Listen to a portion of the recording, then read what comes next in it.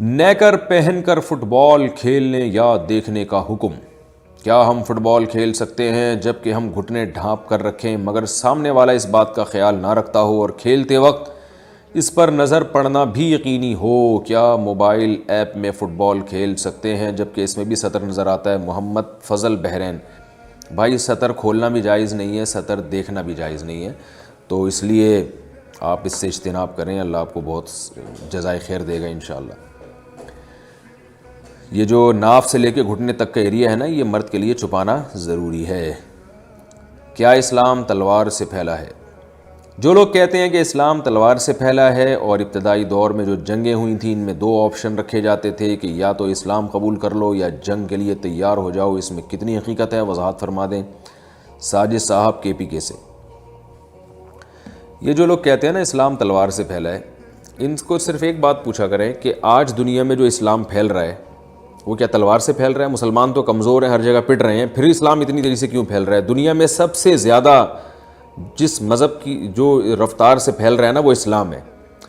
تو کسی کی حکومت کا خاتمہ کر کے اپنی حکومت کو قائم کرنا، یہ کام تو تلوار سے ہوتا رہا ہے ہمیشہ۔ جمہوریت تھوڑی تھی جو جیسے آج دنیا میں جمہوریت ہے اور مختلف ملکوں کے ایگریمنٹ ہیں، تو تلوار سے حکومتیں قائم ہوئی ہیں اور ہمیشہ سے ہوتی رہی ہیں۔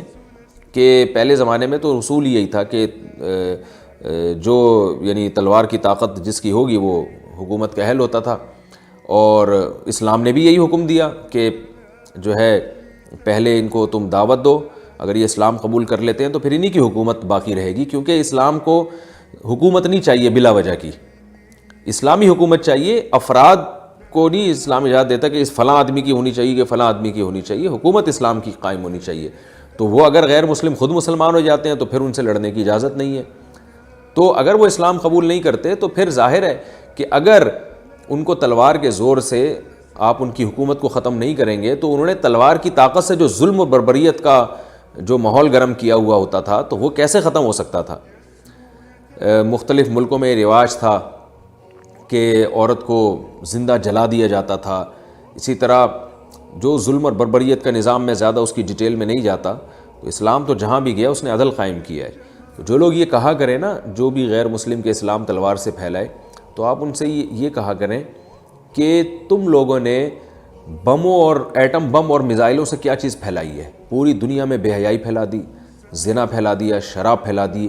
اسلام نے پوری دنیا سے جب اسلامی حکومتیں قائم ہوئی ہیں تلوار کی طاقت سے، تو شراب کو ختم کیا گیا، زنا کو ختم کیا گیا، سود کو ختم کیا گیا اور ظلم اور بربریت کو ختم کیا گیا ہے۔ تو آج دنیا میں آپ دیکھ لیں نا، پوری دنیا ظلم کا بازار بنی ہوئی ہے، پوری دنیا میں شرابیں پی جا رہی ہیں، زنا معاشرے میں عام ہو گیا، عورت کے حقوق کے نام پہ تنظیمیں بہت بنی ہوئی ہیں اور ویمن رائٹس کی باتیں بہت ہوتی ہیں، مگر عورت کی جو زندگی اس وقت گزر رہی ہے وہ ایسی گزر رہی ہے کہ وہ پبلک پراپرٹی بن چکی ہے، وہ صرف ایک اپنی ہوس پوری کرنے کا ایک ذریعہ بن چکی ہے۔ ماڈلنگ میں اس کو لایا جا رہا ہے اور گرل فرینڈ اس کو بنایا جا رہا ہے، اس کو اس کے پورے حقوق نہیں دیے جا رہے، اور جب وہ جوان ہوتی ہے تو اس سے فائدہ اٹھایا جاتا ہے، جب تھوڑا سا اس کی عمر ڈھلکتی ہے تو کوئی بھی اس کو لفٹ کرانے کے لیے تیار نہیں ہوتا۔ تو یہ جو سسٹم مسلط دنیا پہ کیا گیا ہے، کیا یہ کیا طاقت کے ذریعے سے نہیں کیا گیا؟ ظاہر ہے یہ پوری دنیا پہ ایک نظام جو مسلط کیا گیا ظالمانہ سودی نظام ہے، تو سب اس کے پیچھے طاقت ہے۔ تو اسلام نے اگر طاقت کے زور سے عدل و انصاف پھیلا دیا، ایک توحید کا نظام پھیلا دیا، تو اس میں اسلام کا کیا قصور ہے؟ تو دنیا میں جتنے بھی آج کل حکومتیں ہیں ان کی بیس پہ تلوار ہی ہے، یہ تو جمہوری نظام اب دنیا میں آیا ہے، جتنی حکومتیں بنی ہیں وہ سب کی بیس پہ تلوار ہی ہے۔ تو اگر کوئی یہ تانا دیتا ہے نا کہ اسلام تلوار سے پھیلا ہے، تو آپ ان سے بولا کریں کہ آپ بھی تلوار ہی سے پھیلے۔ آپ بھی کوئی الیکشن نہیں ہوا تھا کوئی پرانے زمانے میں کہ جی یہ والا ملک فلاں کے حوالے کر دیا جائے، یہ والا فلاں کے حوالے کر دیا جائے۔ وہ بعد میں جب لا بنے ہیں، بین الاقوامی قوانین وجود میں آئے، پھر یہ معاہدے کیے گئے اور یعنی جو مختلف ممالک ہیں ان کے میں باؤنڈری کھینچی گئی کہ یہ جو ہے ملک فلاں کا ہے، یہ فلاں کا ہے، اور یہ یہاں سے آگے نکلے گا تو یہ حدود سے تجاوز ہوگا۔ لیکن یہ قوانین بھی زیادہ تر مسلمانوں کے خلاف ہی جا رہے ہیں، یعنی ان قوانین کو بھی بڑی طاقتیں توڑ دیتی ہیں۔ آپ دیکھیں اسرائیل نے فلسطین پر ناجائز قبضہ کیا ہوا ہے، تو یہ کیا الیکشن کے زور سے کیا ہوا ہے؟ وہ اقوام متحدہ کے قوانین کو فالو نہیں کر رہا، لیکن دنیا خاموش بیٹھی ہے، جو کوئی اس کے خلاف جتنا احتجاج ہونا چاہیے نہیں ہو رہا احتجاج۔ یہی کام اگر مسلمان کریں تو پوری دنیا کھڑی ہو جائے گی۔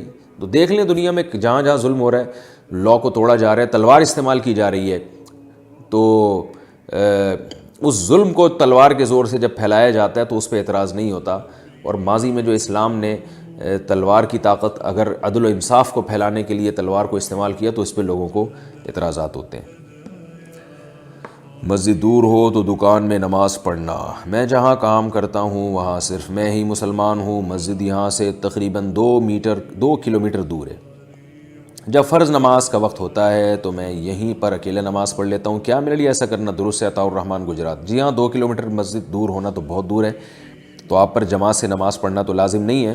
جماعت سے میری مراد مسجد میں جا کے نماز پڑھنا, لیکن آپ کو چاہیے, بہتر یہی ہے کہ مسجد کی نماز کی فضیلت سے آپ محروم نہ ہو. بائک وغیرہ رکھ لیں, بائک سے چلے جایا کریں, بائک پہ تو 2 کلومیٹر کا راستہ ایسے 2 منٹ میں طے ہو جاتا ہے. اور اگر یہ بھی مشکل ہو تو کم از کم اپنے مقام پہ ہی جماعت کا انتظام کریں, کوئی اور ایک آدھ مسلمان تلاش کر لیں. وہ بھی نہیں ملتا تو پھر آپ پڑھ لیں, انشاءاللہ آپ کو گناہ نہیں ملے گا.